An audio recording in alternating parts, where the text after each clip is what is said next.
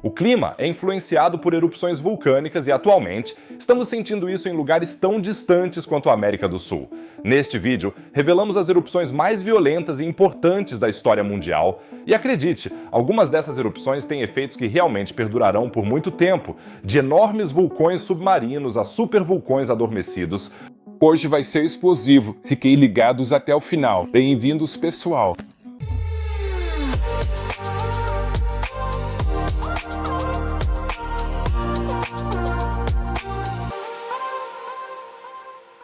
A força dos vulcões fascina a humanidade há milênios. Se você está tão entusiasmado com o imenso poder dessas montanhas de fogo quanto eu, por que não se inscreve no canal? A assinatura não custa nada, você não perderá mais nenhuma notícia e me ajudará a atingir minha grande meta de 100 mil assinantes. Também me ajuda muito se você recomendar o canal para outras pessoas. Muito obrigado, pessoal! As erupções vulcânicas podem ter um impacto dramático no clima global. Desde enormes nuvens de cinzas até tsunamis, as consequências podem ser devastadoras. Vamos começar com um dos exemplos mais recentes, a erupção do Hunga Tonga Hunga Rapai, em 2022, que agora sabemos que ainda está afetando nosso clima atualmente.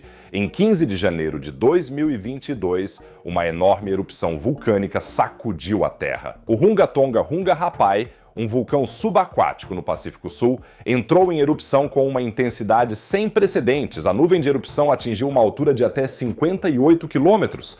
E além de uma quantidade relativamente pequena de dióxido de enxofre, uma enorme quantidade de vapor d'água foi liberada na estratosfera. As imagens daquela época me deixam sem fôlego toda vez que vejo, devo dizer. Olhem para essa força bruta da natureza que está aqui em fúria. Especialmente impressionantes são os relâmpagos que podemos ver. Um exemplo perfeito de uma tempestade vulcânica. Um fenômeno em que relâmpagos e trovões ocorrem na nuvem de cinzas de uma erupção vulcânica. Isso ocorre devido à carga elétrica das partículas de cinzas vulcânicas, que são ionizadas por atrito. Em princípio, é semelhante a uma tempestade comum, mas desencadeada pela fricção de partículas vulcânicas. Isso é só um detalhe. Hoje, estamos principalmente interessados no vapor d'água, que foi lançado na atmosfera por essa erupção. Isso levanta a questão de saber se isso tem um impacto sobre o clima. Sabemos que as erupções vulcânicas tiveram um impacto significativo nas condições climáticas no passado, às vezes em todo o globo. A erupção de Toba, por exemplo, que ocorreu há 74 mil anos, foi uma das maiores erupções da história da Terra e levou a um resfriamento significativo do clima global, conhecido como inverno vulcânico, que durou aproximadamente 6 a 10 anos e reduziu as temperaturas em até 3 a 5 graus. Agora já ouço os fãs do inverno comemorando. Ótimo, então vai ficar mais frio de novo. Pois é, infelizmente não. A particularidade neste caso é: como estamos falando de um vulcão subaquático, o vapor d'água, em particular, foi expelido, o que, infelizmente, tem o efeito oposto na atmosfera. E uma quantidade tão excepcionalmente alta de vapor de água tem efeitos potencialmente profundos sobre o clima da Terra. Agora, há um novo estudo realizado por cientistas da Universidade de Nova Gales do Sul, na Austrália, que analisou de perto os efeitos de longo prazo da erupção do Hunga Tonga. E acredite, os resultados são bastante interessantes. O pesquisador envolvido, Dr. Martin Juncker, afirma: nossos resultados mostram que o vulcão pode explicar o grande buraco de ozônio do ano passado, bem como o verão de 2024 muito mais úmido do que o esperado. Os pesquisadores usaram dados do instrumento Oura Microwave Lymph Sounder da NASA e do Whole Atmosphere Community Climate Model para simular os efeitos da anomalia do vapor de água causada pela erupção. Os cientistas descrevem isso da seguinte forma: executamos duas simulações usando o mesmo modelo climático. Em uma delas, presumimos que nenhum vulcão entrou em erupção, enquanto na outra, injetamos manualmente vapor de água na estratosfera na proporção de 60 mil piscinas olímpicas. Em seguida, comparamos as duas simulações, sabendo que quaisquer diferenças devem ser devidas ao vapor de água adicionado. Simplesmente porque houve muito mais vapor d'água do que aerossóis nesta erupção. Vamos analisar isso mais de perto para que possamos entender corretamente. Normalmente, as erupções vulcânicas resfriam a superfície da Terra ao liberar dióxido de enxofre, que se transforma em aerossóis refletivos na atmosfera. Esses aerossóis refletem a luz do Sol de volta para o espaço, resultando em um resfriamento da superfície da Terra. Um exemplo conhecido do passado recente é a erupção do Monte Pinatubo em 1991, que reduziu a temperatura global em cerca de 0,5 a 1 grau, 1991. Aliás, também é o meu ano de nascimento. No entanto, desde então, eu aqueci o clima global devido à constante emissão de Cu. Mas, enfim, a erupção Unga Tonga foi diferente. Ela liberou apenas uma pequena quantidade de dióxido de enxofre, mas injetou uma enorme quantidade de vapor d'água na estratosfera. O vapor d'água é um potente gás de efeito estufa que captura calor na atmosfera e, assim, potencialmente contribui para o aquecimento da superfície da Terra. O novo estudo da Austrália utiliza simulações de modelos climáticos químicos para avaliar os impactos de longo prazo dessa anomalia de vapor d'água. E o que eles descobriram? As simulações mostram que as anomalias de vapor de água causadas pela erupção levam a um aquecimento forte e persistente das massas de terra do hemisfério norte no inverno boreal. Ao mesmo tempo, ocorre um resfriamento na Austrália durante o inverno australiano. Essas mudanças de temperatura podem persistir por vários anos e uma descoberta notável é que a resposta da superfície às anomalias do vapor de água é mais complexa do que o simples aquecimento do gás de efeito estufa. Os pesquisadores descobriram que os padrões de circulação regional e os feedbacks das nuvens desempenham um papel importante. Em determinadas regiões, como a Escandinávia, isso leva ao resfriamento apesar da tendência geral de aquecimento. O ponto crucial do estudo é a constatação de que grandes anomalias de vapor d'água podem aumentar as temperaturas superficiais em grandes partes do mundo em mais de 1,5 graus. Ao mesmo tempo, algumas regiões podem experimentar um resfriamento de até 1 grau. Particularmente afetadas estão as massas de terra da América do Norte e da Eurásia no inverno, assim como o Ártico, que apresentou um aquecimento incomum durante todo o ano. No verão quente do ano passado, a erupção de Unga Tonga foi, pelo menos em parte, a culpada. E bem, não precisamos falar sobre este verão, já estou ouvindo a chuva lá fora novamente. Mas também essa umidade pode ter a ver com Unga Tonga. O vapor d'água na atmosfera gera um efeito curto, mas intenso, que bagunça o clima de forma significativa por alguns anos. No hemisfério sul, o resfriamento sobre a Austrália foi particularmente notável, enquanto o mar de Amundsen na Antártica estava mais quente do que o habitual. Essas mudanças de temperatura foram causadas por uma combinação de efeitos diretos de estufa do vapor d'água e interações complexas com padrões regionais de clima e tempo. E ainda será mais louco, a erupção do Unga Tonga pode influenciar os fenômenos climáticos El Niño e La Niña. O estudo vê uma conexão entre a anomalia de vapor d'água e as temperaturas da superfície do mar no Pacífico tropical. Eu já fiz vídeos detalhados sobre El Niño e La Niña, mas aqui vai um resumo bem rápido. A oscilação sul de El Niño, ou ENSO, é um fenômeno climático caracterizado por flutuações periódicas das temperaturas da superfície no Pacífico tropical e tem impactos significativos no clima global. Existem fases de El Niño com temperaturas aquecidas da superfície do mar e La Niña com temperaturas do mar resfriadas, que causam diferentes condições climáticas. Atualmente, estamos provavelmente nos direcionando novamente para uma fase de La Niña. E a anomalia de vapor d'água na estratosfera causada pela erupção provavelmente tem um impacto na ENSO. Concretamente, os pesquisadores acreditam que o vapor d'água leva a um aquecimento do Pacífico tropical e, consequentemente, a anomalias climáticas globais. Portanto, vemos que a erupção de um vulcão submarino no pequeno estado insular de Tonga tem impactos massivos em todo o planeta e isso ainda por anos. Embora a erupção de Tonga influencie o clima de forma significativa, mas por um período limitado, houve na história da Terra erupções com consequências muito mais dramáticas. O supervulcão Toba na Indonésia causou uma catástrofe global há anos, e sua história está intimamente ligada à evolução do ser humano. Os vulcões estão entre as formações mais fascinantes que nosso planeta tem a oferecer.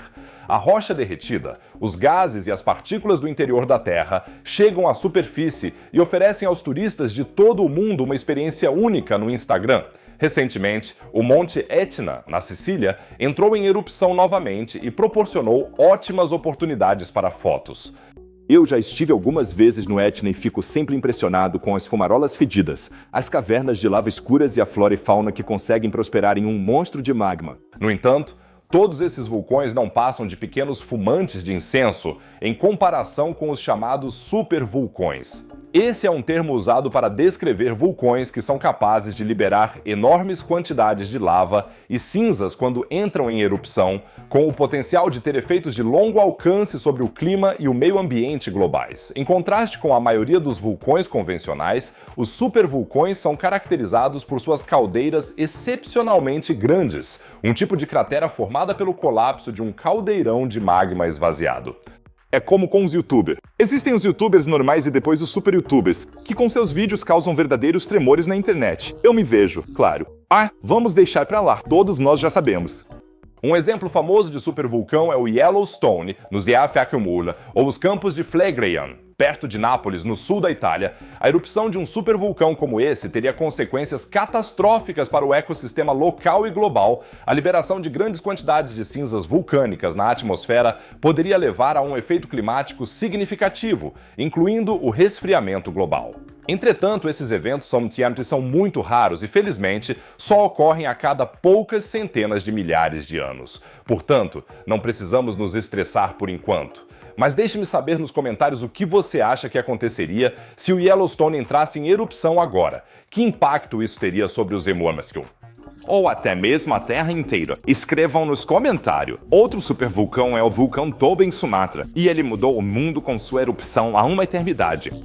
A erupção de há mais de 74 mil anos é considerada a maior erupção dos últimos 2 milhões de anos na Terra. O recente estouro do Etna foi apenas um pequeno arroto terrestre. Pesquisadores estimam que durante a erupção do Toba, cerca de 2.800 km³ de material vulcânico foram lançados ao ar e até 2.000 megatoneladas de dióxido de enxofre chegaram à estratosfera.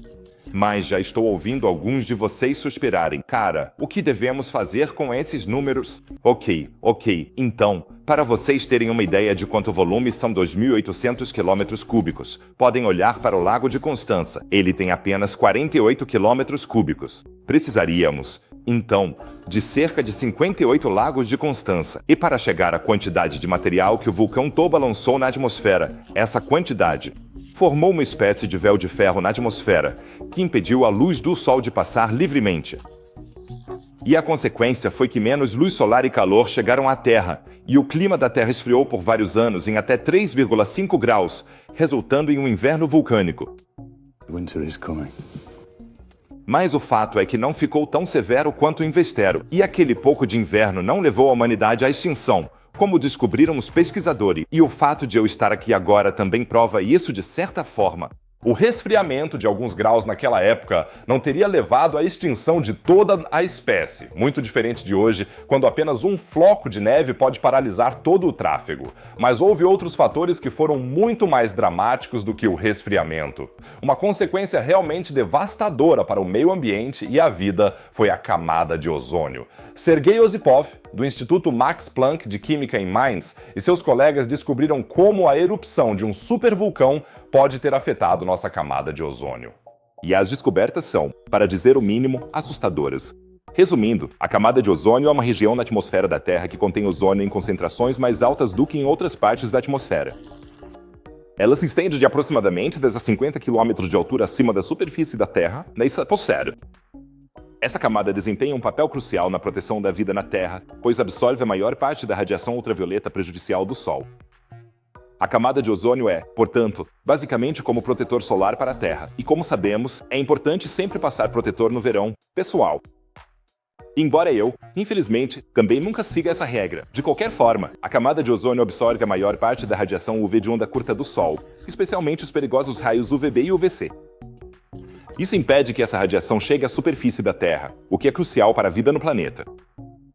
A radiação UV pode causar câncer de pele e outros problemas de saúde em humanos, além de danos a animais e plantas.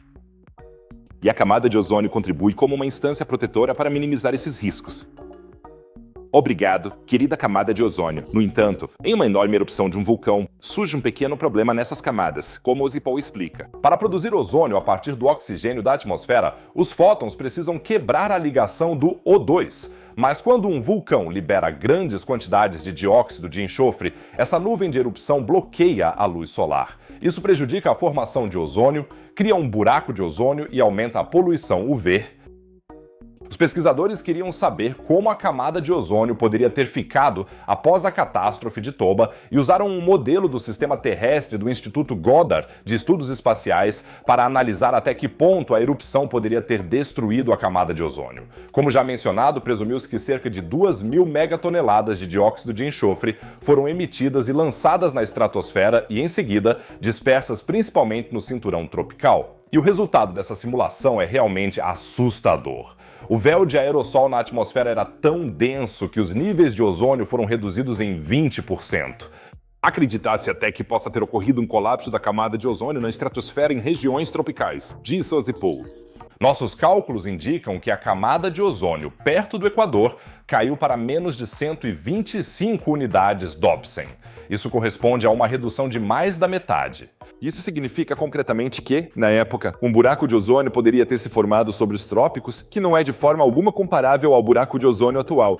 Como um breve lembrete, o buraco de ozônio atual refere-se a uma região na camada de ozônio da atmosfera da Terra, onde o conteúdo de ozônio está diminuindo. Essa redução do ozônio ocorre principalmente nas regiões polares, especialmente na Antártica. O buraco do ozônio foi descoberto pela primeira vez na década de 1980 e, desde então, tem recebido considerável atenção científica, política e pública. A principal causa do buraco na camada de ozônio é a liberação de compostos químicos, como os compostos de cloro e bromo, originários de nós, seres humanos, por serem usados em processos industriais ou em produtos como geladeiras. Na estratosfera, eles são decompostos pela radiação UV e os átomos de cloro e bromo liberados levam à destruição das moléculas de ozônio. Claro que se faz muito para combater isso, mas nosso buraco de ozônio atual ainda não desapareceu completamente e espera-se que leve algumas décadas até que a camada de ozônio se recupere totalmente. Entretanto, a destruição da camada de ozônio causada pelo surto de Toba ou pelo buraco na camada de ozônio naquela época deve ter tido consequências realmente sérias para as pessoas, pois a exposição aos raios UV aumentou enormemente. Os pesquisadores supõem que eles aumentaram em 140%, chegando a um índice de UV de cerca de 28. Para efeito de comparação, o índice de UV na Europa Central geralmente fica entre 5 e 8 no verão, o que é classificado como moderado a alto, e naquela época era de 28. Eu não quero nem imaginar o que isso poderia significar para as pessoas na época, ou para a indústria de protetor solar, que provavelmente fica chateada por não ter existido naquela época. Pois um índice UV superior a 10 já é considerado extremo, segundo a Organização Mundial da Saúde. Muito provavelmente, as pessoas na época já poderiam ter, após pouco tempo, olhos danificados ou inflamados, ou erupções cutâneas devido a queimaduras solares e inflamações. Essas altas exposições à radiação devem ter levado a um aumento do risco de câncer e também enfraquecido os sistemas imunológicos. Os pesquisadores acreditam que essas condições ambientais alteradas devem ter levado a uma forte diminuição da população nas áreas afetadas. Atualmente, o vulcão Toba ainda é considerado ativo, mas não apresenta sinais de uma erupção iminente. Os vulcanologistas monitoram cuidadosamente esses vulcões para detectar mudanças em sua atividade e desenvolver sistemas de alerta precoce, caso a atividade aumente. Mesmo assim, podemos nos perguntar o que aconteceria se o vulcão Toba entrasse em erupção novamente hoje. Isso teria um impacto significativo no meio ambiente e na civilização global. Um inverno vulcânico ocorreria novamente, o que teria consequências graves para a nossa agricultura e para a alimentação. As áreas da Terra hoje estão muito mais densamente povoadas do que naquela época, há mais de anos. Uma erupção desse tipo exigiria, portanto, inúmeras vidas humanas e danificaria a infraestrutura existente por décadas. Além disso, o vulcão poderia causar mudanças ecológicas de longo prazo, incluindo a perda de biodiversidade, alterações no ecossistema e potenciais impactos nos oceanos. E, claro, não podemos esquecer o aumento nos preços dos fabricantes de óculos de sol. Isso seria, na verdade, um bom enredo de James Bond. Um vilão provoca a erupção do vulcão Toba e compra ações de empresas de óculos de sol antes. Bem, isso não parece tão empolgante. De Toba, agora mudamos para um dos supervulcões mais famosos, o Yellowstone. Nos últimos meses, os pesquisadores fizeram algumas descobertas preocupantes lá. A câmara de magma se comporta de maneira diferente do esperado e, se isso explodir, podemos nos despedir de todos os modelos climáticos. Sim, se você pesquisar por Yellowstone no Google, atualmente quase só encontra informações sobre a série Yellowstone com Kevin Costner. Me digam quem de vocês conhece. Minha esposa assiste sempre e eu fico olhando, com um olho só. Mas eu me passei por todas as fotos do Kevin Costner e procurei para vocês as novas informações empolgantes sobre o supervulcão Yellowstone. Pois foi publicado recentemente o novo relatório anual do Yellowstone Volcano Observatory, abreviado como YVO. Além disso, os vulcanologistas realmente obtiveram descobertas explosivas sobre os fluxos de lava passados e uma possível erupção, então segurem-se firme. Primeiro, o supervulcão de Yellowstone está localizado no noroeste do Wyoming e se estende por partes de Montana e Idaho. A caldeira de Yellowstone, uma gigantesca depressão vulcânica, se formou há cerca de anos devido a uma erupção massiva de magma riolítico, que espalhou cinzas por grandes partes da América do Norte. Essa erupção foi realmente impressionante e é uma das 3 erupções catastróficas que ocorreram nos últimos 2,1 milhões de anos. Portanto, Yellowstone realmente pertence à Liga dos Campeões dos Vulcões Perigosos. De certa forma, a creme de la creme vulcânica. Aliás, é assim que a inteligência artificial imagina a creme de la creme vulcânica. A caldeira em si é uma estrutura complexa, formada pela atividade vulcânica repetida ao longo de milênios. Desde a última grande erupção, 28 erupções menores de riolito moldaram e preencheram o interior da caldeira. E essas erupções se manifestaram por meio de fluxos de lava que moldam a paisagem de Yellowstone até hoje. Infelizmente, nunca estive lá, mas está definitivamente na minha lista de afazeres viajar para os Estados Unidos e produzir uma documentação sobre o vulcão Yellowstone no local. Fiquem à vontade para me escrever nos comentários se vocês teriam interesse nisso. Quanto mais pessoas quiserem, maior seria provavelmente minha motivação para sair de Colônia e ir para Wyoming. Há motivos suficientes, pois os vulcanologistas descobriram algo incrível e mudaram fundamentalmente nossa compreensão das erupções de fluxos de lava na caldeira de Yellowstone. Até recentemente, os cientistas acreditavam que os fluxos de lava ocorreram em longos períodos durante as erupções passadas. Novos dados, no entanto, indicam que vários fluxos de lava ocorreram ao mesmo tempo ou em curtos intervalos. Os pesquisadores do Yellowstone Volcano Observatory dataram as erupções de fluxos de lava em um período de anos atrás e descobriram que elas ocorreram em grupos próximos. Isso sugere que, em vez de eventos isolados, vários fluxos de lava entraram em erupção simultaneamente de diferentes aberturas vulcânicas dentro da caldeira. De acordo com a pesquisa mais recente, as 22 erupções de riolito, conhecidas como riolitos do membro do Planalto Central, ocorreram em 5 episódios curtos. Cada episódio pode ter durado até 400 anos e esses episódios, nos quais de 2 a 9 fluxos de lava entraram em erupção simultaneamente, mostram que as erupções intracaldeira, ou seja, erupções menores na grande caldeira de longa data, são eventos dramáticos, muito mais dramáticos do que se pensava anteriormente. E essas novas descobertas, por sua vez, têm implicações significativas para a avaliação da probabilidade de erupção do supervulcão Yellowstone. Por um lado, elas mostram que as erupções dentro da caldeira são mais intensas e complexas do que se pensava, mas, por outro lado, sugerem que a taxa de erupção de longo prazo em Yellowstone pode ser menor do que se pensava. Se os riolitos dos membros do Planalto Central foram formados por 5 eventos em vez de 22, como se supunha anteriormente, isso significa que as erupções são menos frequentes, mas mais intensas. O geólogo Mark Stelton coloca isso da seguinte forma: as erupções intracalderas são mais dramáticas do que se pensava anteriormente. Em vez de eventos isolados nos quais um único fluxo de lava entra em erupção, as erupções intracalderais parecem ser várias erupções que ocorrem simultaneamente em diferentes partes da caldeira. E o que o novo relatório anual diz sobre a probabilidade de erupções? Isso é, obviamente, o que os geólogos americanos estão monitorando com o máximo cuidado, porque a pior erupção possível devastaria grande parte dos Estados Unidos. Aqui neste mapa, você pode ver o tamanho da zona de morte e da área de cinzas. Isso seria terrível, portanto,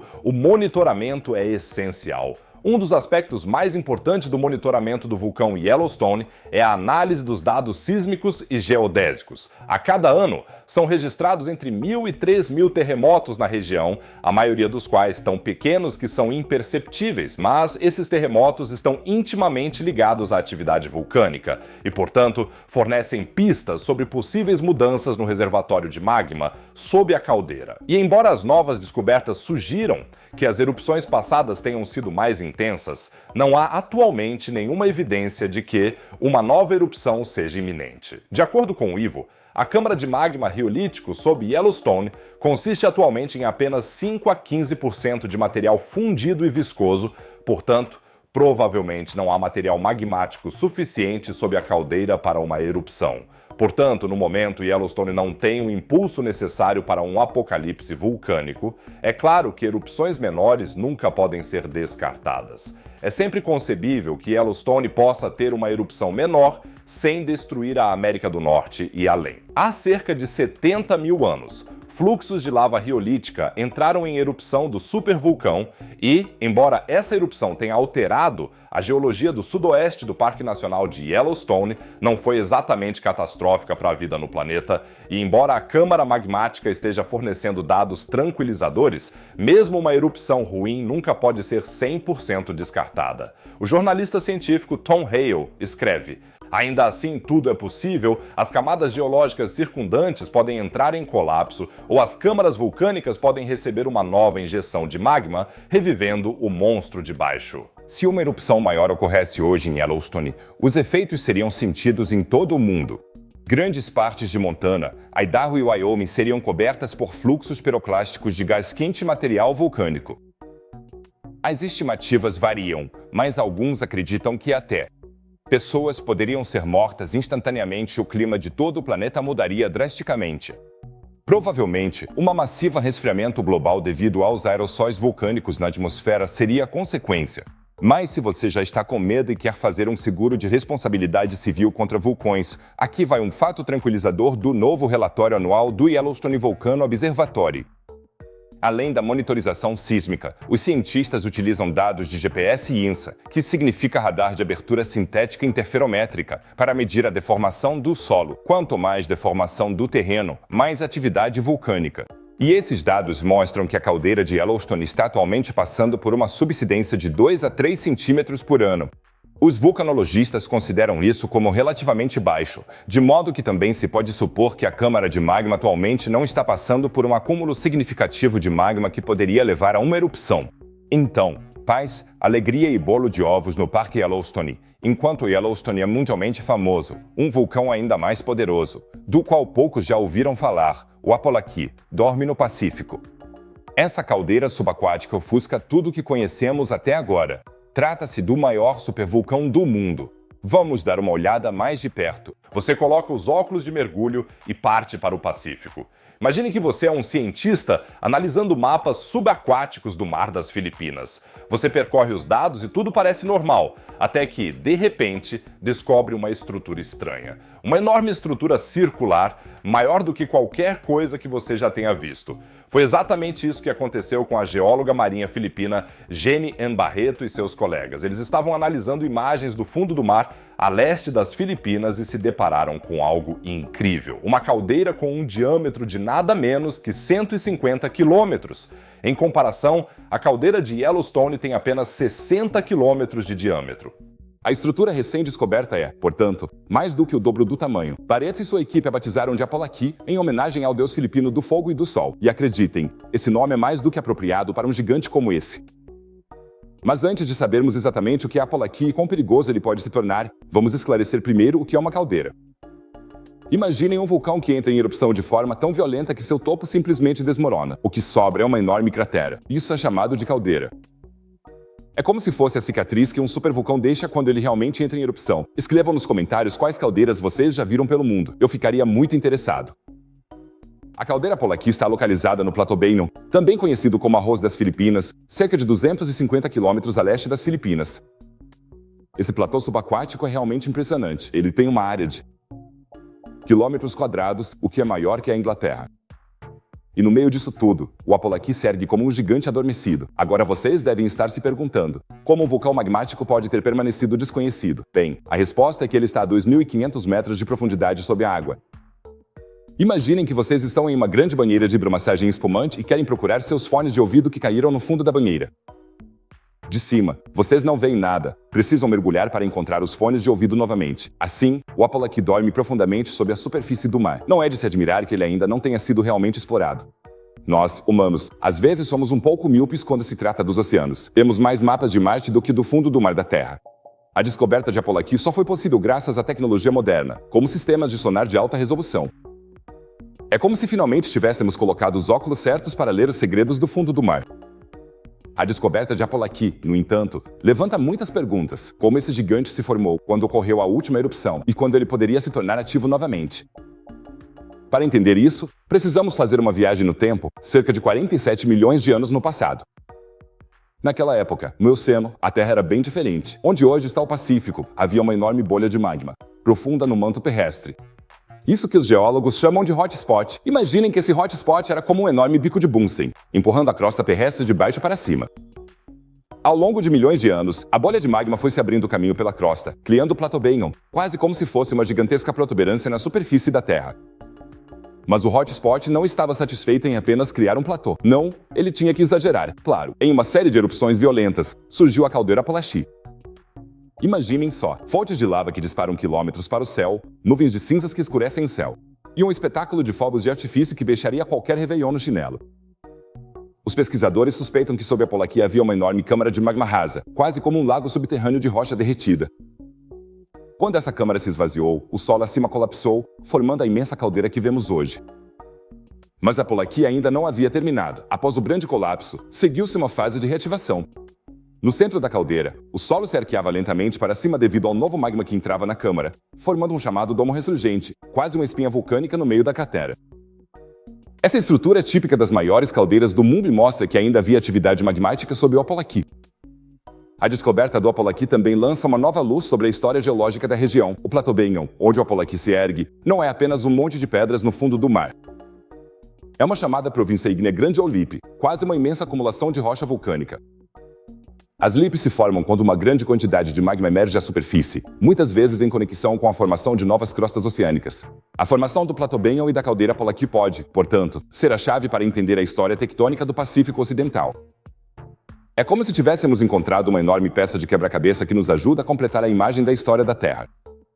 Mas agora para a pergunta que certamente está na mente de todos vocês. Devemos nos preocupar. O Apolaqui poderia entrar em erupção novamente e nos levar de volta à Idade da Pedra.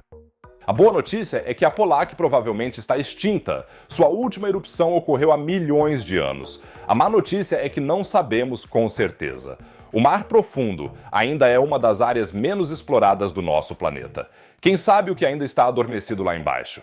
Talvez ainda exista um pouco de magma sob o Apolaqui, apenas esperando para borbulhar na superfície. Mas, mesmo que haja, uma erupção a uma profundidade de mais de 2.500 metros seria espetacular, mas provavelmente não ameaçaria o planeta inteiro. A água absorveria a maior parte da energia, mas mesmo assim, de forma puramente hipotética, como o vulcão está submerso, uma enorme erupção poderia deslocar grandes massas de água e causar mega tsunamis. Essas ondas poderiam atingir alturas enormes e atingir as áreas costeiras vizinhas das Filipinas e de outros países da orla do Pacífico. A destruição da infraestrutura costeira e das cidades seria absolutamente devastadora. Diga-me nos comentários o que você acha. O Apolaqui poderia realmente ainda estar ativo ou provavelmente está extinto? A descoberta do Apolaqui é um alerta absoluto, pois nos mostra o quão pouco sabemos sobre nosso próprio planeta e, especialmente, sobre nossos oceanos. Mapeamos a Lua, enviamos sondas a Marte e tiramos fotos de galáxias distantes. Mas bem na nossa porta, nos oceanos, ainda há tanto a explorar. A história do Apolaqui também nos ensina algo sobre o poder da ciência. Foi preciso o olhar atento e a persistência de pesquisadores como Jane Barreto para encontrar esse gigante adormecido. E quem sabe o que mais ainda vamos descobrir se continuarmos tão curiosos. O Apolaqui pode ser um vulcão adormecido, mas definitivamente reacendeu o fogo da curiosidade científica.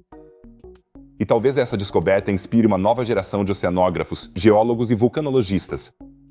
Talvez alguém esteja assistindo a este vídeo agora e pensando, uau, eu também quero descobrir caldeiras no fundo do mar. Então, pessoal, da próxima vez que vocês estiverem na praia olhando para o mar, lembrem-se de que lá embaixo, sob a superfície, podem estar dormindo mais gigantes não descobertos como o Apolaqui. E se eles entrarem em erupção, pode haver tsunamis absolutamente destrutivos. Para concluir nossa viagem explosiva, vamos dar uma olhada em uma conexão misteriosa entre vulcões e o campo magnético da Terra. Pois o polo magnético norte está se movendo em direção a um supervulcão no Oceano Ártico. O que isso significa? Os mais recentes resultados de pesquisa nos mostram. Imagine que você está em uma expedição no Ártico. Você puxa a bússola para determinar a direção, mas a agulha fica completamente desregulada. Qual é a causa? O polo norte magnético está fugindo?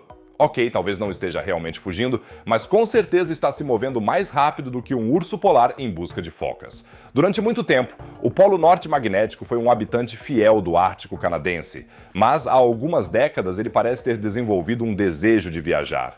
Atualmente, ele se move a uma velocidade de cerca de 55 km por ano em direção à Sibéria. Isso é aproximadamente tão rápido quanto uma tartaruga em uma maratona.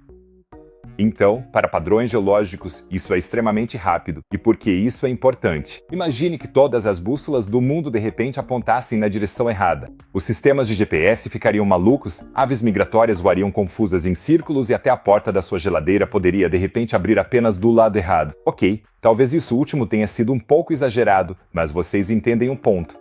A razão para essa ânsia de movimento do nosso polo magnético norte está no interior da Terra. Nosso planeta tem um núcleo externo líquido feito de ferro e níquel derretidos. O movimento nesse núcleo gera um campo magnético que envolve a Terra, uma espécie de escudo protetor cósmico contra a radiação perigosa do espaço. É como se a Terra tivesse, assim como o Homem de Ferro, sua própria armadura de super-herói. Esse campo magnético não é estático, mas está em constante movimento. Imagine como uma enorme lâmpada de lava, só que em vez de bolhas coloridas, metal derretido sobe e desce. Esses movimentos fazem com que a intensidade do campo magnético mude em diferentes lugares.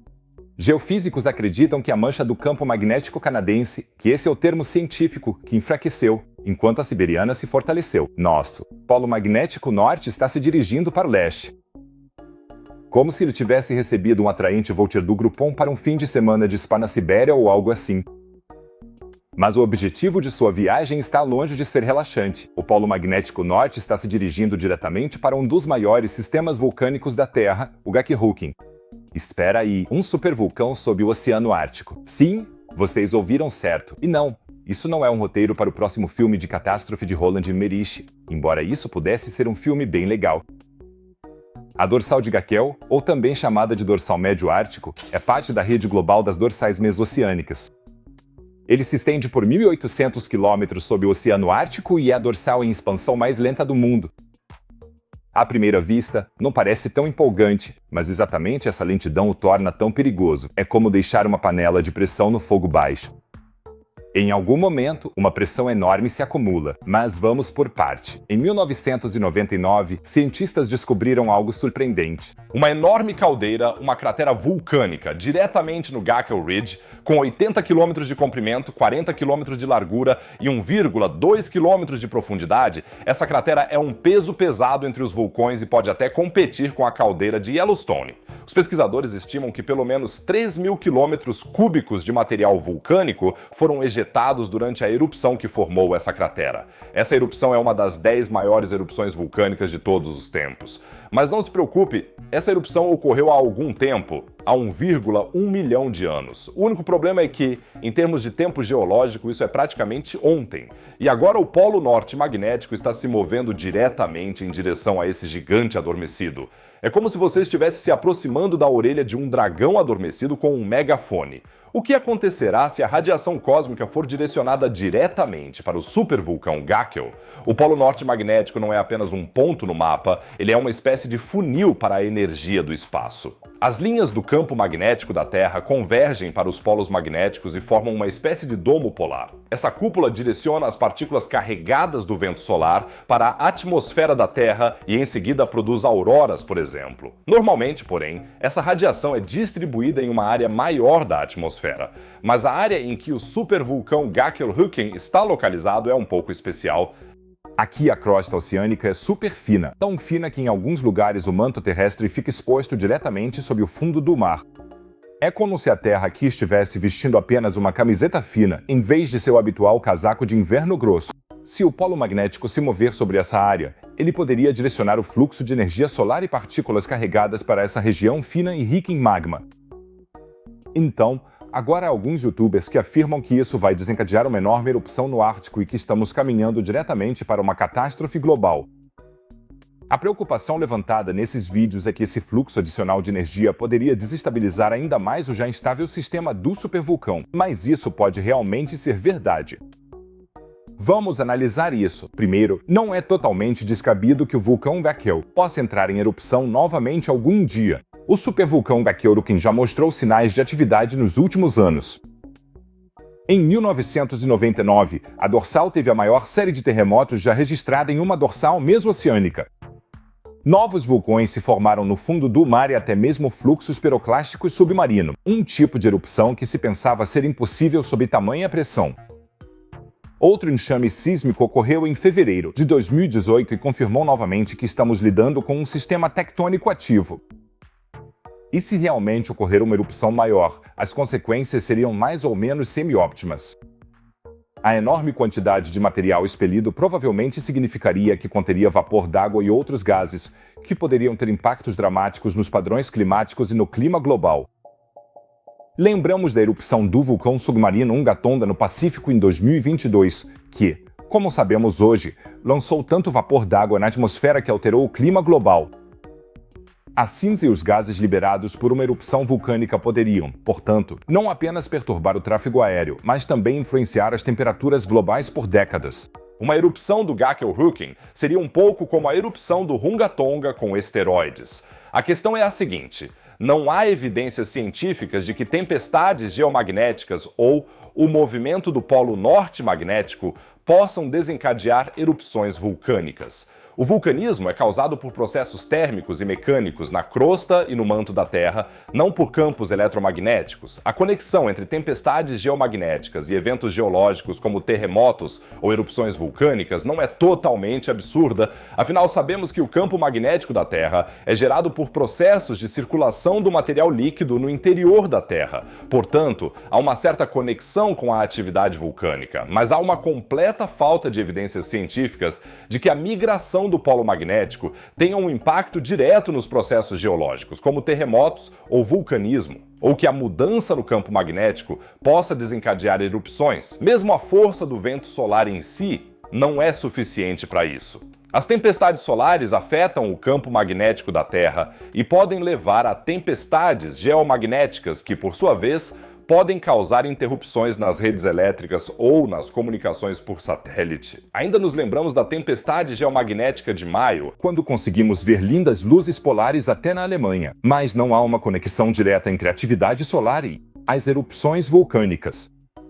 As energias liberadas durante uma tempestade solar são enormes, mas atuam principalmente na alta atmosfera e não têm influência significativa nos processos geológicos profundos da Terra.